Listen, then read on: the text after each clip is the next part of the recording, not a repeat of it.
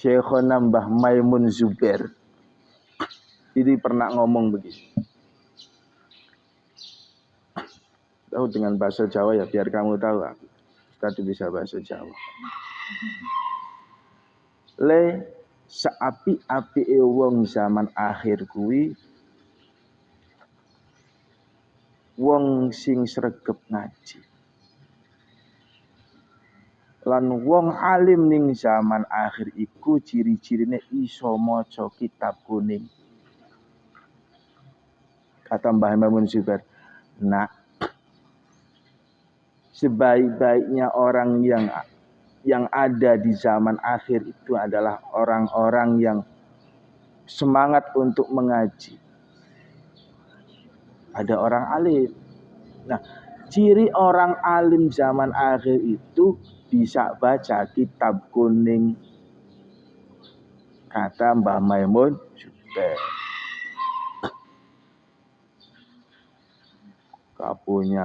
Gak bisa baca kitab, punya channel, kowar-kowar. Ini kurang alim. Kata Mbah Mun.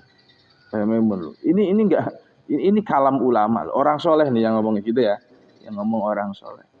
Cirinya bisa baca kitab.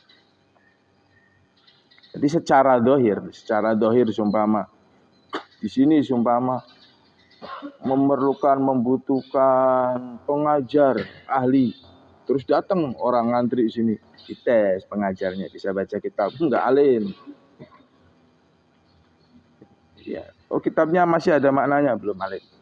Enggak, wah goblok. Apalagi cuman pakai terjemahan, blok. Tuh. Tadi itu pantangan, beli terjemahan itu pantangan. Pernah? Belum. Terjemahan. Dan di pondoknya Ustaz, itu kalau kitab kemudian ada terjemahan dirampas oleh pondok. Dirampas. Jadi setiap bulan kita ada rampasan. Terjemahan kitab dirampas. Karena kita setiap hari biasa berbatsul masail. Batsul masail itu tidak boleh bawa terjemahan, itu enggak boleh. Harus dari kitab. Maka karena sudah terbiasa, akhirnya menjadi bisa. Orang-orang yang ahli dalam baca kitab kuning ini hanya ada di pesantren-pesantren salaf. Minimal nih pesantren salaf nggak bisa baca kitab, tapi bisa baca kitab yang ada maknanya, minimal agak soleh, agak minimal. Loh iya, buktikan pesantren modern, jangankan yang nggak pakai makna, yang bermakna bisa baca kitab. Top, acungi jempol 4, jempol kaki tuh. Buat nggak bisa. Pesantren-pesantren modern, pesantren kholaf itu. Pesantren kholaf bisa. Ini orang-orang alim zaman akhir. Bisa dideteksi dengan cara dia bisa baca kitab. Oke ya. Tuh boleh bertawasul dengan wasilah orang soleh. Kata Imam Bukhari dalam kitab Sahih Bukhari. Sahih, ya Sahih itu susah loh. Bikin hadis yang sahih itu susah. Orangnya pernah bohong sekali saja sudah enggak sahih. Nih contoh nih ya. Imam Bukhari sedang menulis hadis sahih. Diteliti orangnya ini. Ketika beliau main di rumahnya, orang yang mengucapkan hadis ini bawa rumput, kemudian manggil kuda dengan rumput. Kudanya datang, padahal cuma manggil doang, enggak dikasih rumput. Kata Imam Bukhari, ini bohong. Hadisnya dicoret. Membohongi kuda doang enggak sahih. Kalau bukan sudah membohongi, ya, beli kitab, ini kan, Kitabnya harganya berapa? Loh, kamu nggak bisa jadi pencetus hadis, itu sudah bohong. Ya, itu. Perawi yang membohongi kuda itu dicoret sama Imam Bukhari, nggak sahih. Hadisnya nggak dipakai karena pernah bohong sama kuda. Coba tuh. Itu pernah bohong saya. Jadi sulit. Makanya kitab Al-Bukhari ini luar biasa. Bahkan ulama mengatakan seperti itu. Barang siapa yang di dalam rumahnya terdapat kitab Sahih Al-Bukhari, maka rumah itu mendapat keberkahan. Rumah itu dijauhkan dari kebakaran. Kalau ada kebakaran, rumahmu nggak kebakaran selama di dalamnya ada kitab Bukhari. Kitabnya, terjemahannya kebakar.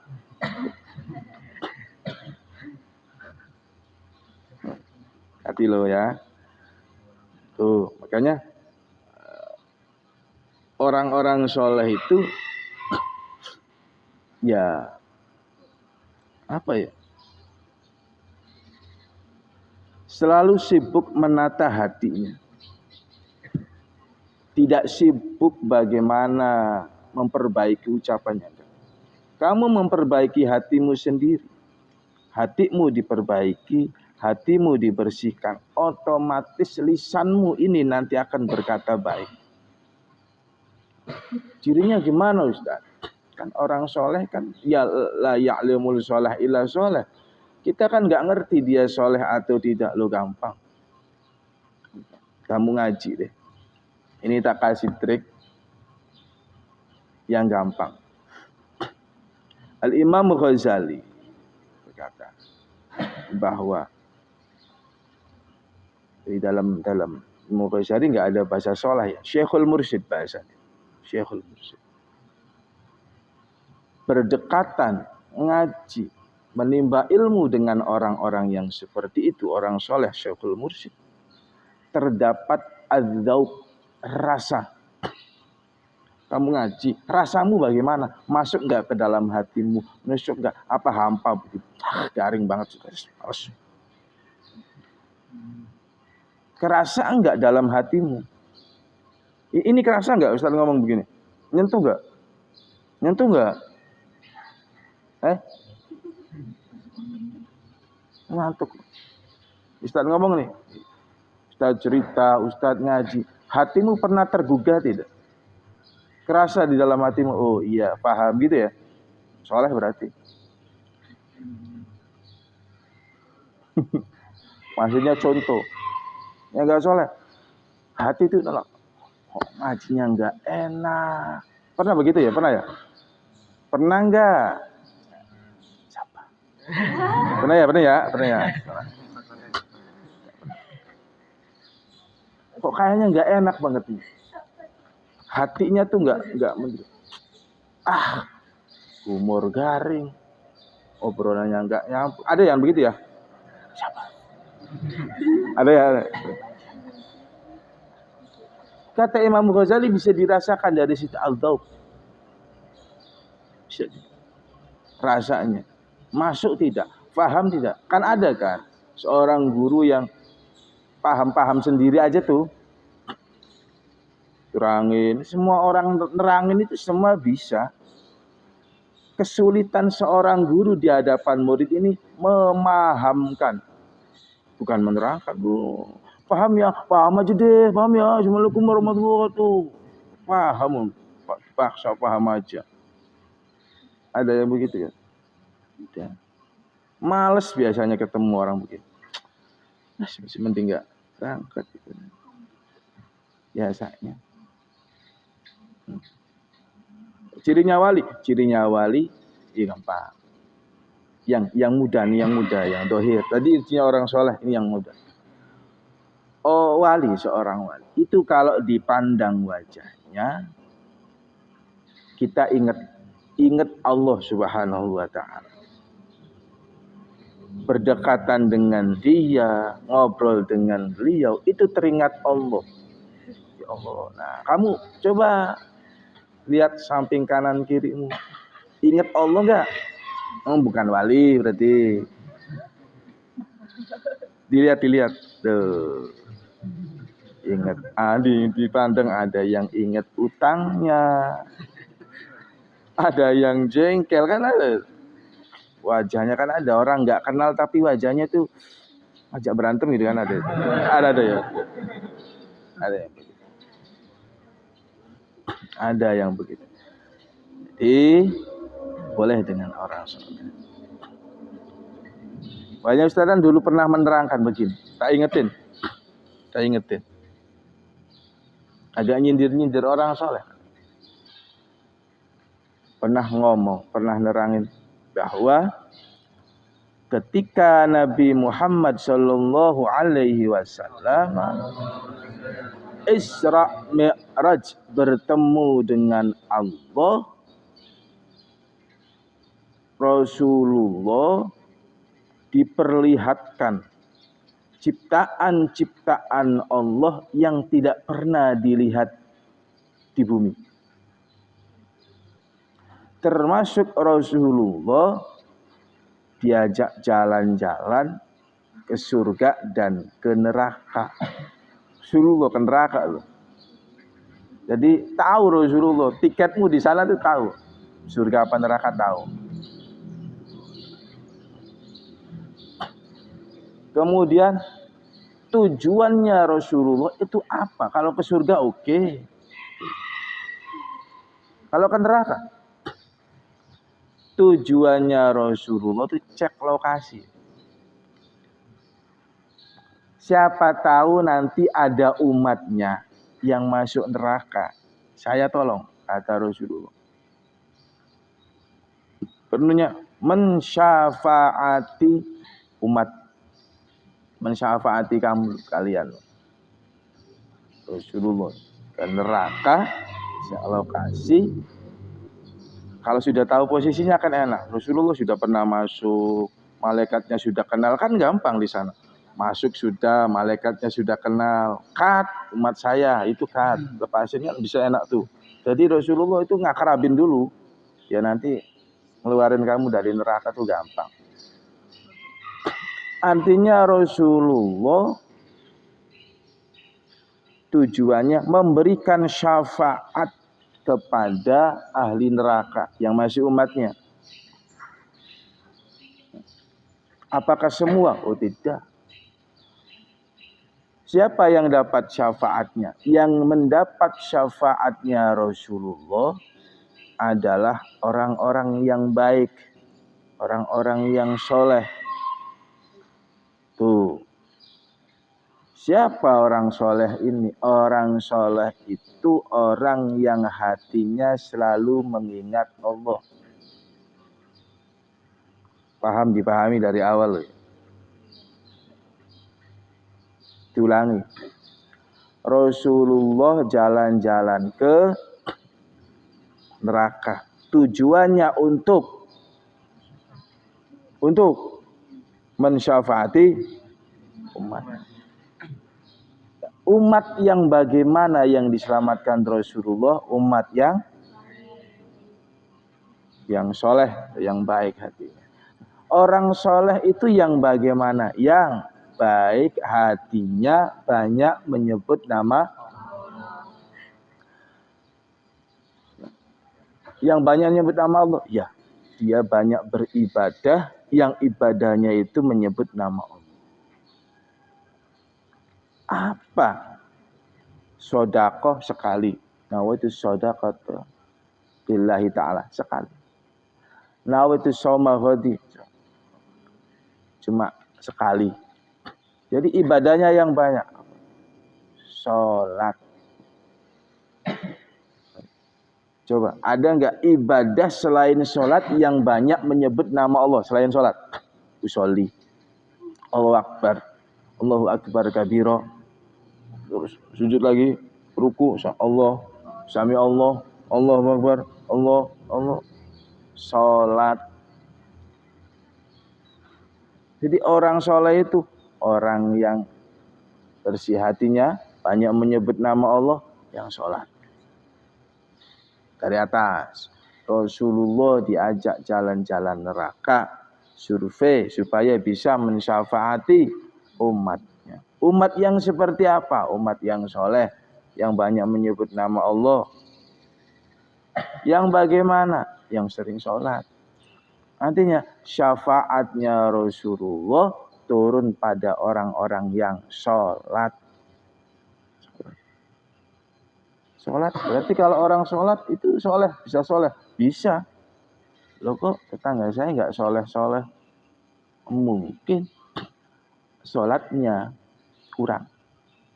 Kurang gimana? Syarat rukunnya mungkin. Ya kan? Inna sholata tanha anil fasya'i wal munkar. Sholat itu menjauhkan perbuatan keji dan kemungkaran. Kok masih kena kemungkaran? Kecopet. Loh, rumahnya kemalingan. Sholatnya belum bener, bos. Udah kiai kok kecopetan. Kodok kiai.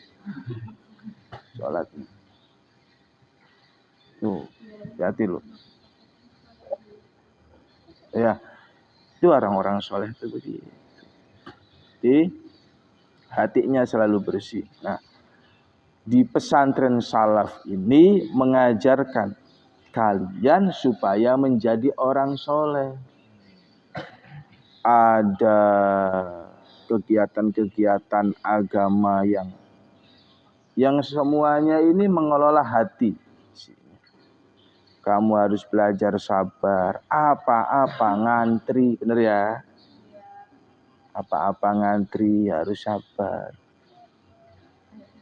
Sholatnya harus tepat waktu. Ini kan amalan-amalan orang soleh. Baca Al-Quran, bermujahadah, apalagi itu, berziarah. Ini adalah amalan-amalan orang soleh. Kamu lakukan itu saja dengan ikhlas. Soleh. Ya minimal nggak soleh ya, namanya soleh lah minimal lah. Ya, namanya soleh. Ya kan gampang aja kan, pengen dipanggil soleh ya namanya soleh. Iya ada. Kamu pengen dipanggil Habib, namanya ganti Pombib. Nanti Bib panggilnya kan. Kamu pengen dipanggil Gus, namamu Agus. Gus, iya kan? Nggak mungkin kan nggak? Iya, namamu ganti Agus. Muhammad Agus Supriyatno, panggilnya Agus. Gimana kabarnya Gus? Lu kan dikira anak kiai. Ya kan? Namanya siapa? Habibur Rahman. Panggilnya Habib lu kan. Kapan? Bib lu yo. Enak itu. Cium tangan semua padahal namanya doang. Namanya doang. Lu sih ya. Namanya doang. Ada temennya sih namanya Tobib, namanya Tobib Bungu. Orang tuanya ke pondok bareng sama ustadz itu panggil anaknya Bib, semua nengok.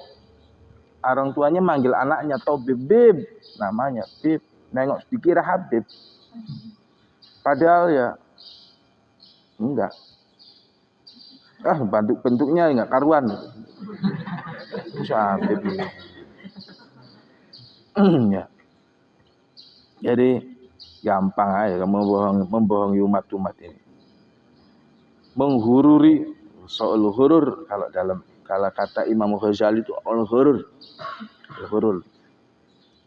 Qala Umar radhiyallahu anhu lama istasqi bil Abbas, ketika Sidina Umar meminta hujan maka berwasilah dengan nama Abbas radhiyallahu anhu.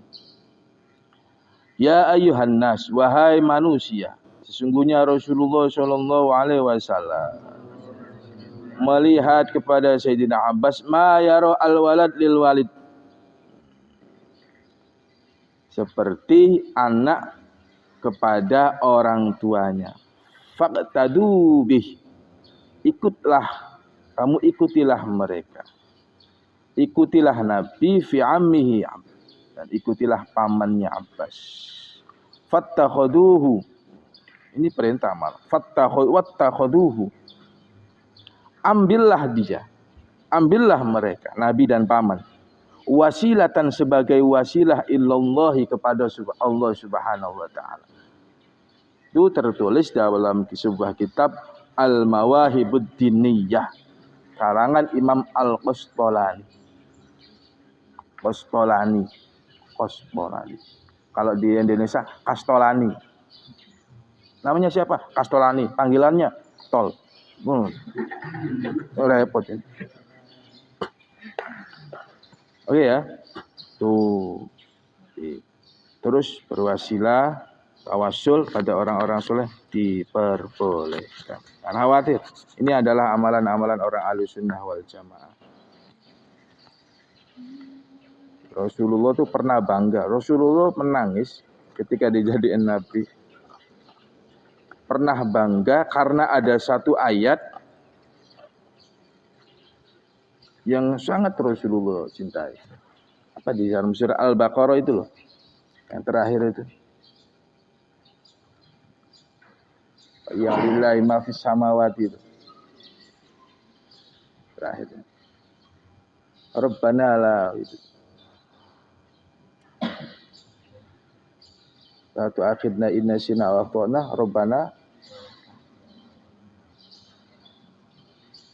Rabbana la tu'akhidna in nasina wa akhtana. Ya Allah. Ini ayat yang paling Rasulullah cintai. Kalau aku salah, minta dimaafkan ya Allah. Kalau aku salah, jangan dianggap salah. Coba enak kan? Itu ayat kebanggaan Rasulullah dengan umat, dengan nabi-nabi yang lain. Top namanya itu. Top. Oh. Berarti Ustaz kalau seumpama. Apakah kalau seumpama Nabi Adam ini enggak makan buah khuldi kita masih di surga? Kira-kira? Ya enggak lah. Itu skenarionya Allah aja. Kan Nabi Adam gara-gara makan buah khuldi kan? Turunkan ke bumi. Apa kalau dia enggak makan buah khuldi terus kita masih di surga? Ini bentuk-bentuk di surga nggak ada orang tidur, nggak ada orang ngantuk. Bisa ngantuk di surga nggak bisa. Makanya Nabi Musa itu pernah izin sama Allah. Ya Rabb, izinkan aku bertemu sama Adam. Allah kan lebih ngerti. Jangan kamu kan sukanya marah-marah. Nanti marah-marahi Adam deh. Enggak ya. Ngerayu dia. Enggak, aku baik lah. Swear ya. Nanti kamu marah-marah sama Adam. Enggak, swear. Boleh ya, Lia? Iya, Nabi Musa kan bisa ngobrol sama Allah tanpa melalui pelantara Jibril. Boleh ya? Enggak. Ya itu enggak marah. Benar, enggak marah. Iya, benar. Jangan marah-marahin aja. Iya. Allah kan tahu. Ya, benar. Awas loh kalau marah-marah. Ya. Senyum ya. Bisa merem. Kata Allah. Ini ada di dalam tafsir kisah ini. Merem. Buka mata. Langsung Nabi Adam di hadapan. Mulai deh matanya melotot. Tuh kan. Dia jangan marah. Langsung nunjuk. Gara-gara ente ini kita jadi sengsara. Coba kalau ente nggak makan buah khuldi. Langsung marah sama Adam. Idam sebegitu. Gara-gara ente nih kalau nggak makan buah khuldi nih, kita semua sengsara ini di dunia ini gara-gara ente. Coba kalau nggak makan, kayak nggak ada buah lain aja. Nah Adam itu cuma tersenyum. Adam dulu tadi.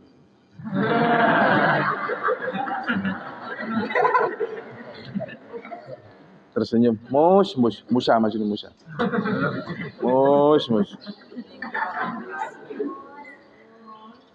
Ente tahu dari mana, Mus? Ya dari kitab suciku. Tahu jarak kitab sucimu setelah diciptakannya aku berapa? Apa kitab sucinya Nabi Musa? Taurat. Kamu tahu berapa ratus ribu? 400 tahun. Nabi Adam diciptakan, Taurat baru diciptakan, diturunkan oleh Allah 400 tahun. Masih ingat kamu Mus? Masih. Saya lebih dulu 400 tahun daripada kitab Tauratmu.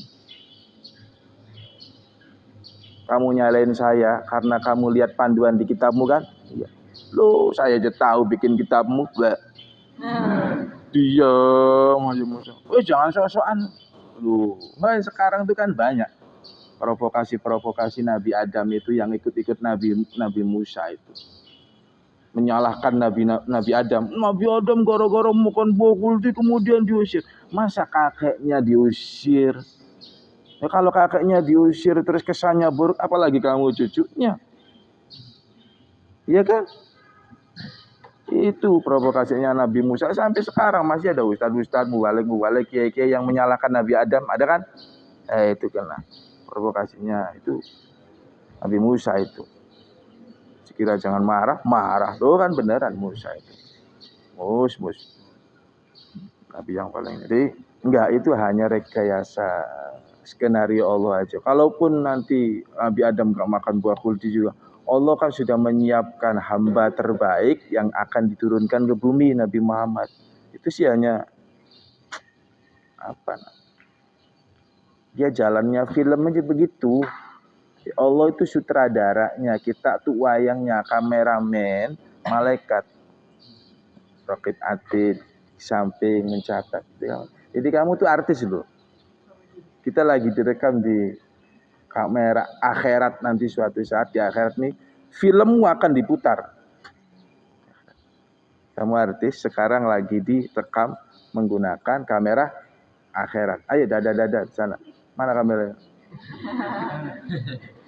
Wallahu a'lam. Bismillah.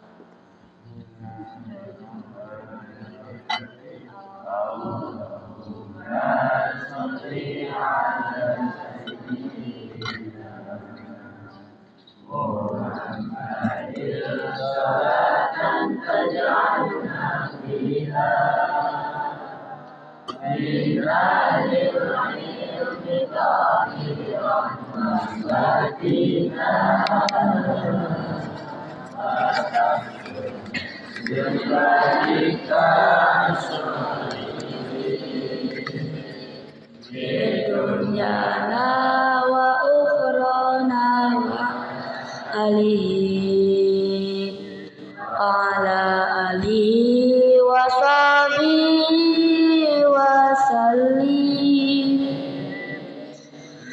Dunyana wa ukhrana wa ala alihi